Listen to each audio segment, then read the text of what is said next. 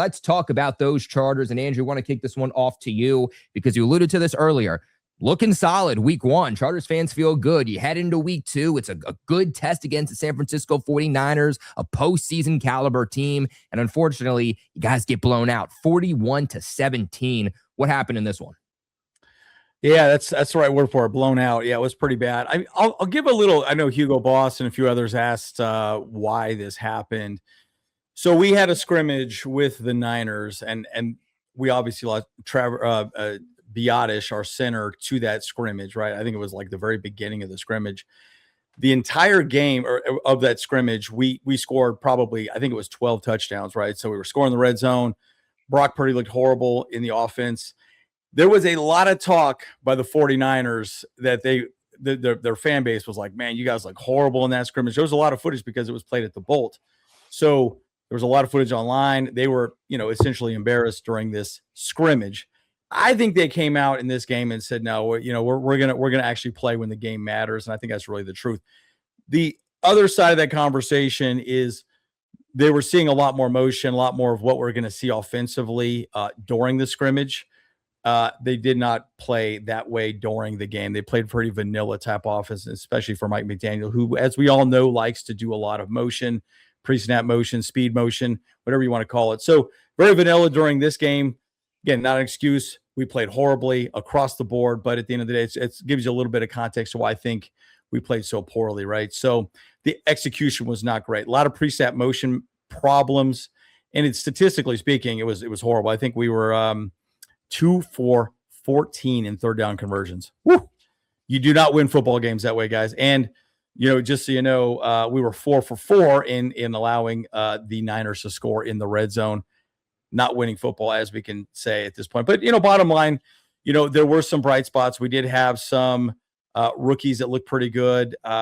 One person's Travis Burke, a left tackle. Rashawn Slater, who is back at camp today and this week so far, he is looking okay and getting snaps. Burke is looking really good as a left tackle at this point. He had almost a 70 PFF grade. Looked pretty good. And then what was the other one? There was another one that was pretty good. Again, our linebacker room is looking great. Marlo Wax, undrafted free agent from last year, is looking great. Overall, our rookies are looking good. The people that we wanted to see step up and perform well are looking good. So again, if you're using the preseason to find the additional players you need to support the starters, the 2s and 3s, we're getting that done. Just unfortunately, we played so poorly in this game and couldn't come out with a victory, and quite frankly, get embarrassed during the game this week. So yeah, some good, some really bad, but some good as well too. Andrew, I gotta tell you, when I'm looking at this game, and especially I'm going back and I'm looking at the stats, I think one of the biggest things that surprised me is just you guys got blown out 41-17. Obviously a rough showing. You would go back and you would look at that and you would say, wow, the 49ers offense is absolutely humming. But then you go down and you look at the quarterbacks, and they weren't good in this game. I mean, Mac Jones was 6 for 13, 89 yards, 0 touchdowns, 0 interceptions, and a 69.1 rating. Martinez was 8 for 17, 57 yards, touchdown, 2 picks, and a 35.3 overall rating. Brock Purdy was 4 for 6, 29 yards, 0 touchdowns, 0 interceptions, and a 77.8 overall rating. So it's just, it's mind-blowing to me that this game was such a high differential for kind of the poor play that we saw from the 49ers offense. I think looking back at this, you would expect it would have been better. So, Marcus, I want to throw this one to you. You look at the score, but you go back and you kind of dig a little bit deeper in this game. What were your thoughts? I mean, it's just fun. I don't understand why the hate that Justin Herbert gets. Like, for me, I don't hate like many players in the league, but like the hate that Justin Herbert gets, it's kind of weird.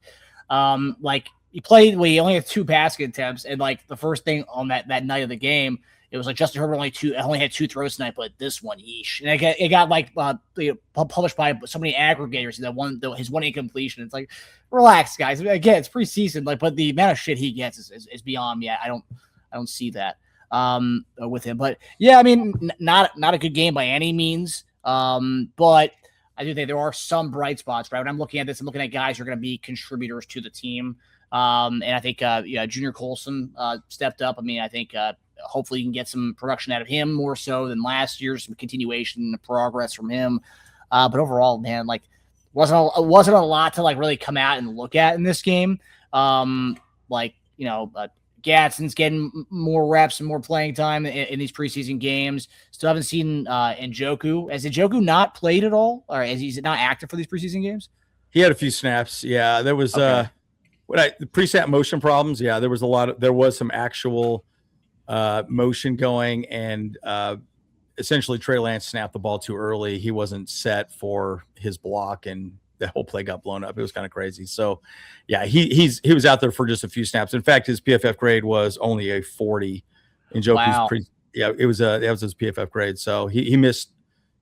The pre-snap motions were terrible, right? So not only was Trey Lance not performing well, he wasn't running the offense well, and it still wasn't even the actual offense that we're gonna see. So it doesn't look good for him in that regard.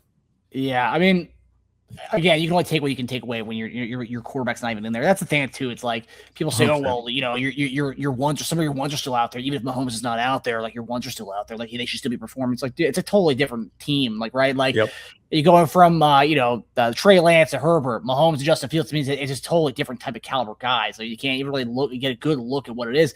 And just overall, I think across the board in preseason, this may be one of the most vanilla preseasons I've seen from every team. Every game I've watched has just been like pretty unwatchable, to be quite honest with you. Like I want my NFL Plus money back, to be quite honest. But yeah, if I'm a Chargers fan, I would say some of the takeaways would be, just seeing Thompson get more and more looks, Gadsden's second year development, and then just the Junior Colson, his pick 6, and hopefully you can get more from him going into his second season. Want to give a massive shout out to one of our sponsors of the channel. That's our amazing friends over at RotoWire. Preseason is coming to an end, which means it is time to dominate your fantasy leagues. And there's only one place to do that, and that is with RotoWire. Whether it's for bragging rights, whether it's for money, you're going to want to make sure that you end up on top on every single one of your fantasy leagues because, well, let's be honest, none of us are only in just one. The awesome part about RotoWire is that it's a plugin for any of your draft sources. Whether you're using, let's say, Sleeper, ESPN, the NFL Plus app, whatever you're using, you can directly plug RotoWire in so that come draft day, you come out with the best scenario possible with the players who are best from round 1 all the way to the final round. The awesome part, too, is that they have brand new key features such as advanced analytics, customized league settings to see expert rankings. You're able to build a draft plan before the big day. You have a mock draft simulator to get that practice in before the big day. You have My League Sync, custom cheat sheets, and now for your convenience, RotoWire also has a mobile app. They also have new in-season tools, including waiver wire rankings that are updated weekly to make sure that you're dominating all the way from week 1 to the following or to the final week of the season. Trade analyzers, competitive insights, and draft scores. Remember, supporting the sponsors is supporting the channel. And right now with RotoWire, you guys click that link in the description box below and use code RTS, and you will get 25% off on your first month. Massive shout out to our amazing friends over at RotoWire. Shout out to the other sponsor of the channel. That's our amazing friends over at Prize Picks. You guys know them. You guys love them because all you have to do is pick more or pick less on a few player stats in order to create a lineup. The NFL regular season is right around the corner. And with a new season here along, Prize Picks has a brand new offer for you guys. Best of all you have to do is play your first $5 and get $150 in lineups if you win that $5 lineup. All you got to do is click that link in the description box below. That's going to take you to download the Prize Picks app, sign up, use the promo code you see on the screen, HMA, and as soon as you play your first $5 lineup and win, you will get $150 free in lineups to play with. That's right, Prize Picks just switched up their offer, so there's no better time to join, lock in, and win that first lineup. Prize Picks is available in most states, including California, Texas, Florida, and New York, but it's not limited to those states. Prize Picks is America's #1 sports picks app. Remember, supporting the sponsors is supporting the channel, but please, of course, most importantly, always remember, play smart, play within your means, but big shout out to our great friends over at Prize Picks. Yep. 100%. Right. DJ actually got a touchdown too. He was the only offensive touchdown we had. So I know. I was just about to say that. DJ, you were starting quarterback. No. Yeah, that's your cousin. No. My cousin, yeah, man. Come on, man. The best backup quarterback you guys got, man. That's not saying much, bro. Come on. What are we doing? Well, Sabone, let's kick this one off to you. What were your thoughts about this blowout of the Chargers? You concerned? Am I concerned for the Chargers? I guess so, but it put a smile to my face to see them get blown out in this game, right? I'm gonna say that for everybody because we're the only ones that won. But outside of that, I think everything that could go wrong, went wrong for the Chargers, right? They're in midseason form, so it's good to see. I'm just joking, but no, like it was just sloppy play overall. I think you guys had 7 penalties on the day, only 8 first downs, and I mean, only had 31 total rushing yards. Of course, that's not a recipe for success as well. We barely got to see Herbert, so we can't really say anything about the starting unit.